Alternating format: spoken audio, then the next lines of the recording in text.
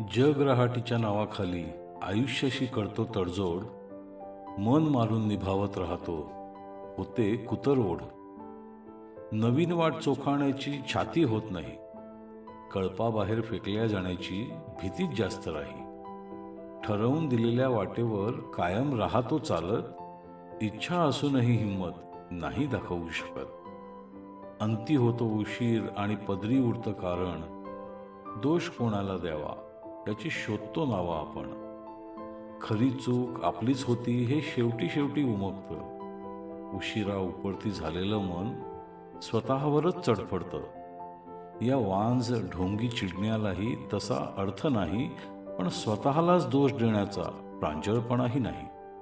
अनुभव हा माझा आजच्या तरुणाईला सांगतोय, नवीन वाटा चोखाळण्याचा मूलमंत्र देतोय.